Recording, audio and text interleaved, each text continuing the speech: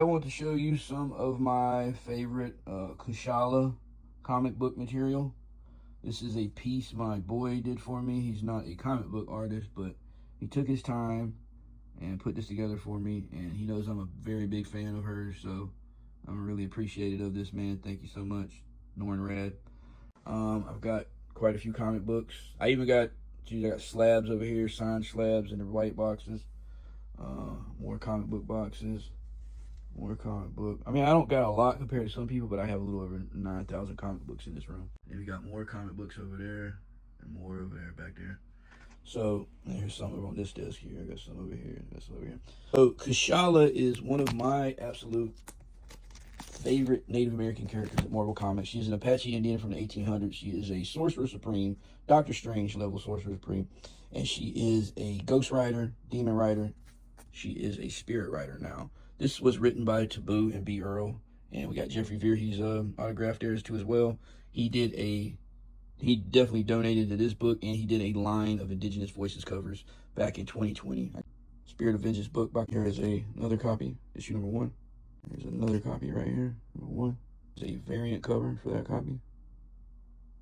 Here is another variant copy. Here is another variant copy. Here is the second print. Here's another second print. Here are the Kushala. Oh, here's two Jen Bartel, Women of History, Kushala covers. Beautiful work. I love Jen Bartel. I got those and then the She-Hulk covers. Issue number 4. I believe it's her origin, or was it number 3? It's been a while since I read these. Here's Nina the Conjurer on the cover there. Here's Kushala's first appearance. Collector Cores. It's Doctor Strange and the Sorcerer Supreme. Number 1 is her first appearance. There's another copy of that. There's another first appearance of Kushala's. Cool cover. I don't have, I think it's the 1 in 25 or the 1 in 50. I wanted that cover, but I never got my hands on it. Here's the Scotty Young cover. Big fan of Scotty Young. But oddly enough, Scotty Young did a comic book run called Strange Academy. It's about young, magical, gifted individuals from Marvel, some whose fathers or family are really big in the Marvel Universe. And they created a school for some of these gifted individuals, ran by Doctor Strange and Voodoo. Magic is a professor there. There's another. And I got every issue of Strange Academy. Not once did they bring Kushala into that story. It's another Scotty Young cover. And I met Scotty Young at Heroes Con, and I started to bring it up to him. And when I mentioned the book, first thing out of his mouth was the book is over. I wanted to say, look, dude, I know the book is over. I got multiple copies of every issue that came out. It's another copy of Doctor Strange. I wanted to know why he didn't bring Kushala into the story. She's a Sorcerer Supreme. And I never got to ask him that question. Speaking of Doctor Strange, I think I had like 19 copies of her first appearance here. Speaking of Doctor Strange, I kind of have hoped that Marvel would possibly bring Kushala into a Doctor Strange movie. Like, that would be a perfect opportunity. Bring her in, at least with some decent writing, and then people that don't know her or someone that has never read a comic book will fall in love with that character. And then, you know what? Maybe she gets her own movie. That's kind of what I'm hoping. Like, at this rate, it's another copy of her first appearance. And this is issue number 3. This might be the origin. You know what, dude? It's been a while since I read this. Yeah, I have memory issues, man. This is another copy of her first appearance. And it's Nina the Conjurer, who was a Brazilian Sorcerer Supreme. This is her first appearance. Her first cover appearance, I mean. Her first appearance, I believe, was that issue with her on the cover.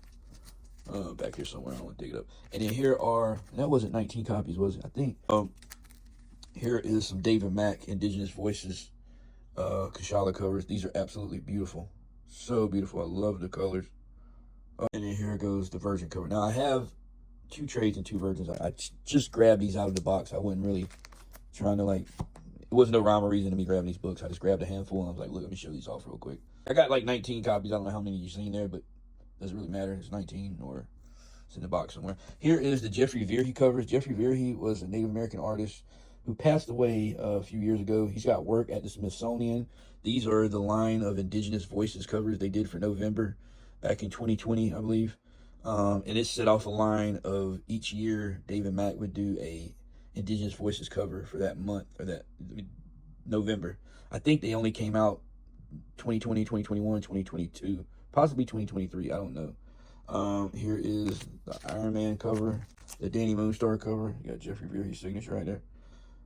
Beautiful, man. I mean, look at the Indigenous. This is, come on, man. A lot of companies and people are sleeping on the beautiful originality of Indigenous artists, man. I mean, so much, man.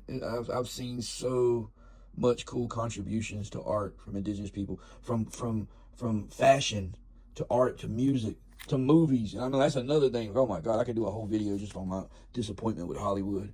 If I was an Indigenous actor, I'd be raising hell. I mean, I wish some of the fans would raise a little bit of hell. And then you got the Thor.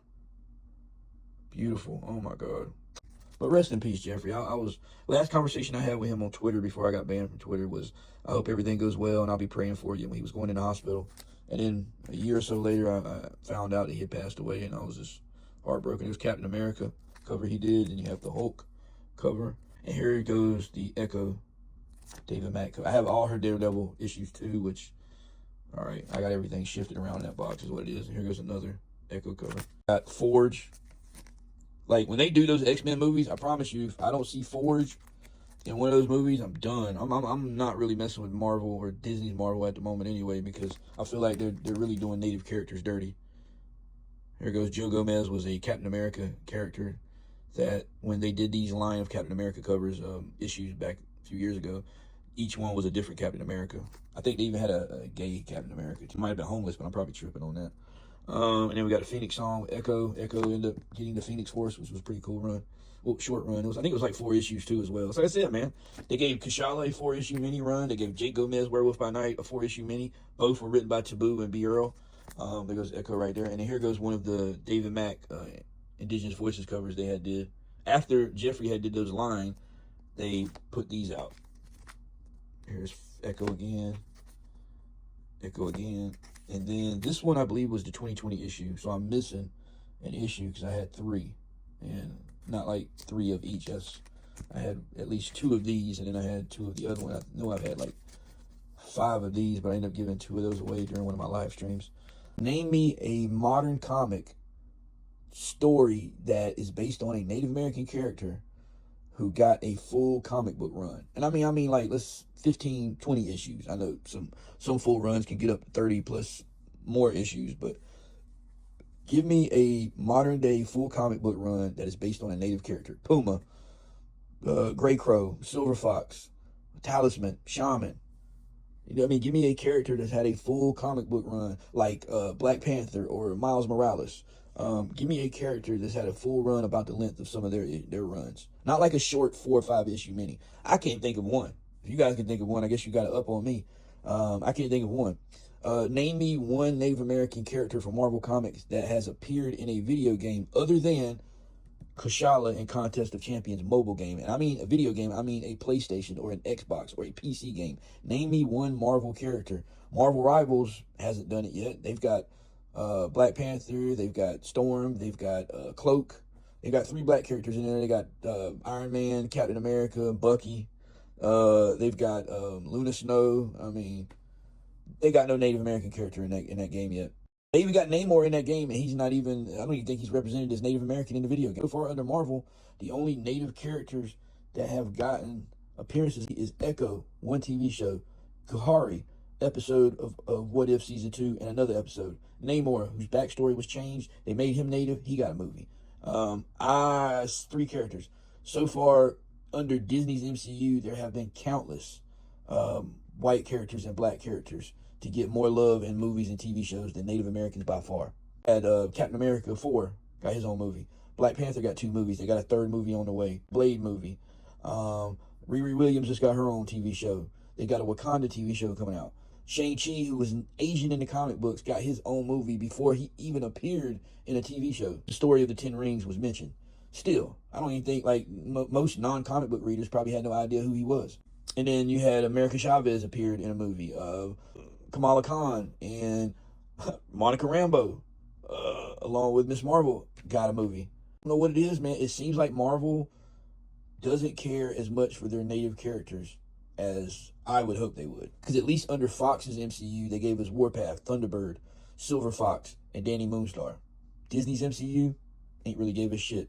Where's my Duke? It's in the cabinet.